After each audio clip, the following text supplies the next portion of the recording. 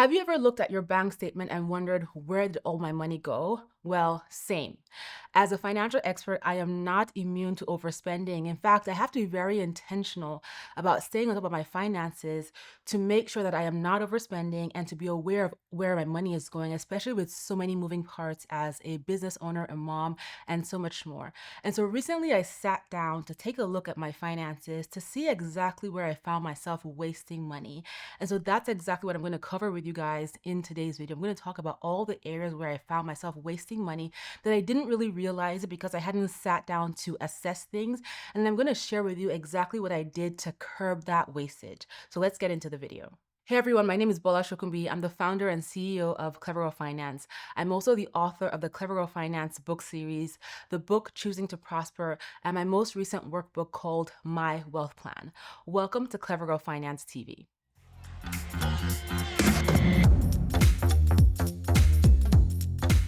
So let's talk about some of the ways in which I was wasting money and what I did to cut off that wastage. Number one, streaming services. I had them all. So in addition to having cable, which I was paying for because my husband wanted to watch live sports, I also had pretty much every streaming platform. I had Netflix, Hulu, Disney Plus, Paramount Plus, Max, Amazon Prime, name it, I had it. And to make things worse, I was even double paying for some of these streaming platforms without even realizing. For example, I was double paying for Disney Plus for 2 years before I caught that mistake. And so here's how I fixed this way that I was wasting money. Like, why did I need to have all these streaming services? And it really happened because, number one, we had cable because my husband was watching live sports. We wanted to watch one show on Netflix, one show on Max, one show on Paramount Plus. And before you know it, we had all these services that we didn't really cancel, but I was paying these small amounts every month. But at the end of the day, they really added up to something big. So this is what I did to cut the waste when it came to these crazy streaming services that I had no business having. Number one, I listed out every single one of these streaming services. I went through my bank statement and I said, what exactly am I paying for? And I listed them all out so I could see them physically on a piece of paper and be like, Bola, this is exactly how you have been wasting your money. And then I totaled the cost to see exactly how much I was spending every single month, in addition to my already very expensive cable bill. Next, I cut the ones that I was barely using, and I also cut down on my cable bill. So I took away the premium channels that we were not watching, and I cut down on the streaming services that we were not using. And instead of having all the streaming services, what we did was I created a schedule for the shows that were not in season. There were no seasons for them. I cut down the streaming services associated with those shows. And what we do now is we rotate through the streaming services, and I even share some passwords with my brother. Don't tell anybody. And so as opposed to keeping all these different streaming services at once, I have now just a few. And my savings a year is over $800. That, to think about it right now, is crazy to me. Number two, business subscriptions, paying for things that I barely used. And so as a business owner, it's very easy to justify every expense and every tool because you think it's adding value to your business. But you get to a point that you may find that you're paying for services that you're not using. You may have had the intention that you are going to use them, or you may have used them for a while, but then you find that you stop using them. And that's exactly what happened to me. So for example, when I was reviewing my business expense, I found that I was paying for multiple social media scheduling tools. I was paying for multiple stock image platforms, and I just had multiples of different business services, even though I was only using one at a time. Why did I have those? And I even had multiple video editing tools or audio editing tools, which was totally unnecessary. And this happened because I initially subscribed to certain services for a specific need, but over time, many of these services that ended up adding on different features. And so there started to be overlap. Like there would be a service I subscribed to for one feature, right? And I subscribed somewhere else for another feature, but then both of these two different platforms would then add on the same features. And then I was paying for two different platforms that offered the exact same thing. But because I had gotten lazy, I didn't bother to check in or cancel either subscription. So I was double paying and overpaying. And in my mind, I was like, well, it's a business expense, it's justified. But it was really just costing me extra money. So to cut back on that waste, I again did a detailed look at my business expenses and I cut off what I was not using. I also consolidated tools. There was no need to have 5 different tools that all did the same thing. I looked at every tool and I said, okay, which one can I prioritize that does most of what I need? And then I cut off the ones that I just didn't need to use anymore. And then finally, I put a reminder on my calendar for every 6 months to go over all the tools I'm paying for to make sure that there's no overlap and to make sure that I'm still using them or my team is still using them. Otherwise, those tools have to go. And then just like that, I was saving hundreds of dollars a month in business expenses. And all it took to cancel those streaming services or those business expenses was just sitting down, giving myself a little bit of time to go through those bank statements for my personal finances and also my business finances. Number 3, another way I was wasting money was fast food for my kids on the way to sporting events. So if you're a parent, you know that life gets busy, especially when you have kids that you're taking from one activity to the other. My kids have multiple activities during the weekend. So it's always from school to activity, back home, and the next day it's a reset and repeat of the same thing. And it can be hard to keep up with, meals because kids are hungry after school. Sometimes the activities go late into the night. You have to catch up with dinner for the kids and things like that. And so I found that I was grabbing fast food pretty much every day on the way to an activity or on the way home from an activity. And it was small amounts, $10 here, $15 there. But when I added it up over the period of a month or 2 months, those $10 and $15 amounts really added up to hundreds of dollars over those couple of months. And so I was like, you know what? No, this is a big waste. This is a huge money leak. How do I cut this back? Here's what I did. I started packing snacks. So I bulk purchased snacks and fruits. And I started making sure that I had snacks and fruits in the car before I left the house to go pick up my kids so that they would always have something to eat in the car or when they got to the activity if they were hungry or on the way home before I could put dinner together for them at home. I also kept snack bars in case I wasn't able to pack like a fresh snack. I made sure I had snack bars, juice boxes, and water in my car as a backup as well. This way, there was just no excuse to say, oh, let's just stop here and grab this real quick. Something was available in the car. And of course, there were going to be times where we just needed to stop. The kids were super hungry. The snacks were not going to be enough.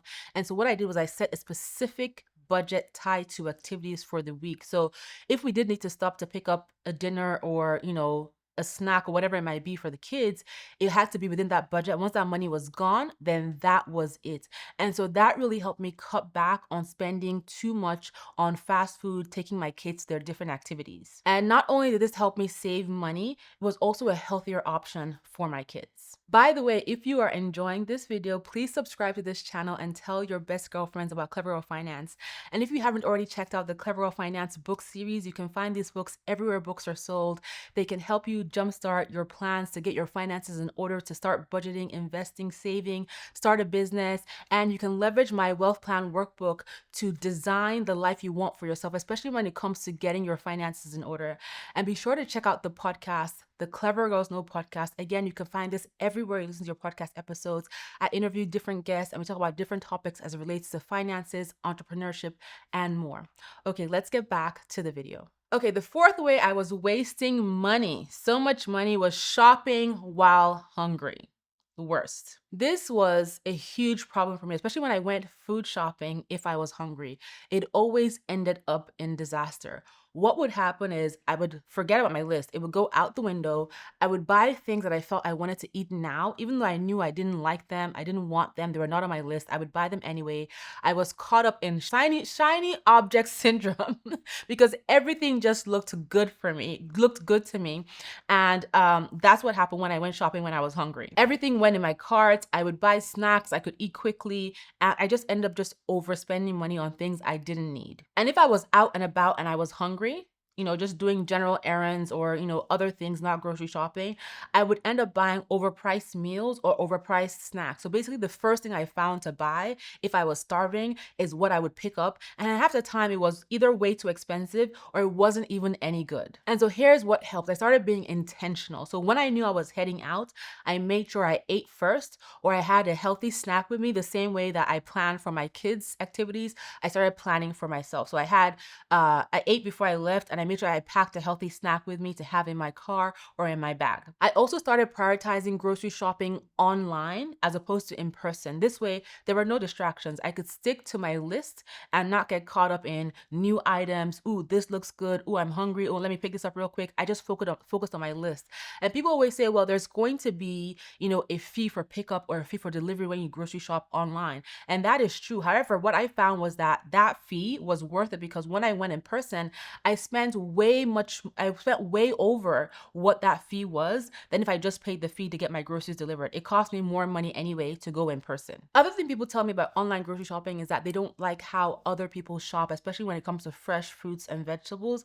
And what I found and what really works for me is leverage the notes in the grocery apps.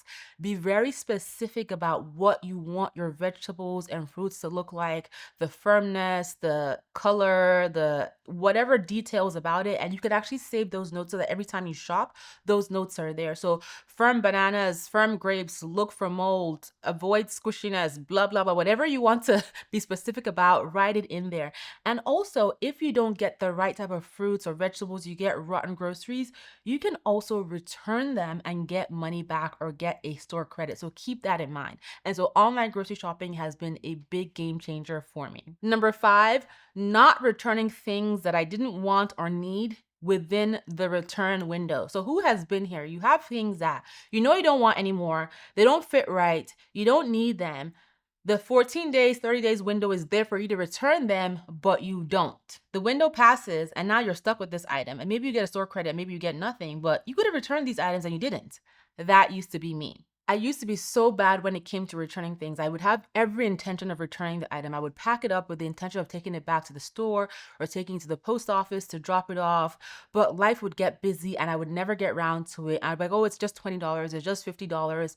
And the return window would pass by and I would be stuck with the item.